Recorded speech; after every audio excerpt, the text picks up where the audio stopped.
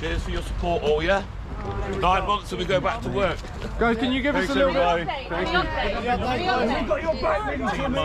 18 months. 18 months. 18 months. Thank you. Up to 9. 18 do 9. 18 months, mate. 18 months. 18 months. What's this about 9 months that we heard? It's 7 and only do half. He'll do half in prison and then he'll be out on... Do 9 months less 3 days, I think.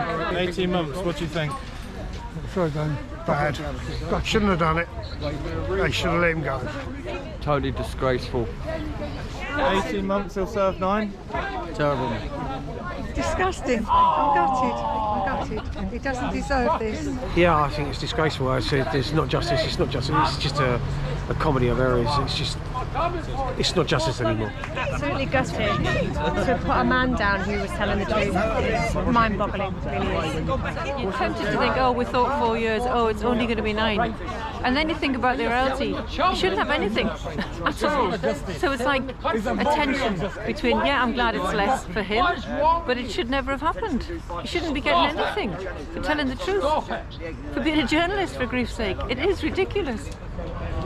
I mean, to be honest with you, I'm a bit shocked by it all. I think it's a really dangerous precedent for anybody that makes films, anybody that makes documentaries, anyone that makes podcasts. I mean, we've seen YouTube and Facebook censorship and TikTok before, but I think this is really the first high-profile case we've seen where an activist or a journalist has actually been imprisoned for something as little as making a documentary. If Tommy didn't have that investigation in that film, we'd still think Bailey was this little evil kid, right? And his entire life destroyed. His entire life was destroyed by this media narrative by people like Piers Morgan, who came out and said he deserves severe, or he hopes he gets severe retribution.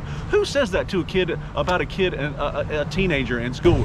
It was already planned. We know it's going to happen. It was just formalities to show that they're doing judiciary, but this is a mockery of judiciary. The man came back to this country knowing of that. He handed himself to the police and what they done to him. And this what he done. He just shows the world what is the truth. And this is the price for telling the truth in this country. If you keep on saying lie, you will live very good life. But if you say something right against the establishment, you are behind the bars. They'll put you down. But the takeaway here is that the judge didn't really care that Tommy was sharing the truth with the public. It was more important to him that Tommy violated what was the injunction against him showing the film. So it's very clear to me that the judiciary in the UK cares more about the judicial system than the actual truth and the British public knowing the truth.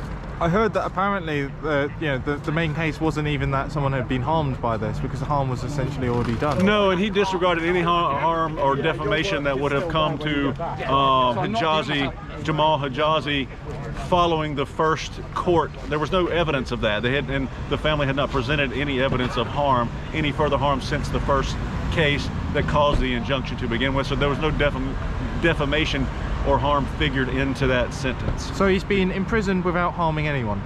Correct. Not even accused of harming anyone by the judge? No, he's in prison because he didn't listen to a judge who wanted to silence the truth from the American public, because that truth would have destroyed the leftist narrative. Well, somebody's just said he should apply for a Starmer early release programme. That's about it, really. Join our Patreon and get access to exclusive behind-the-scenes content.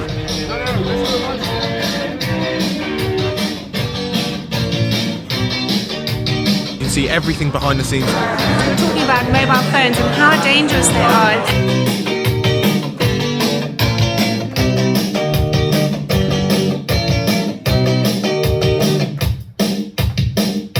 Our podcasts, our guests, and any other bits that we pick up along the way that we don't put on the main channel.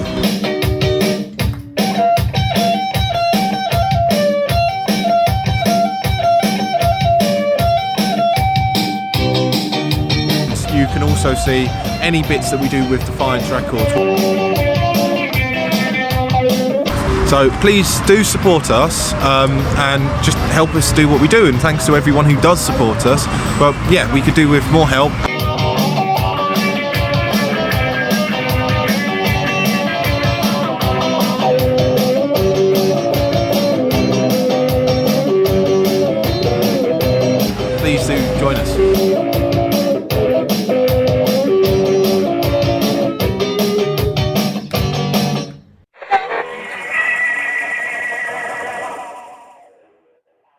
Finally, consider coming down to our upcoming Resistance GB Live. We've got Kate Chemrani supported by fantastic freedom band Whom by Fire. It's Thursday, 31st of October, down at Finsbury Park's The Night Owl. Doors open 5:30, so we'll see you there.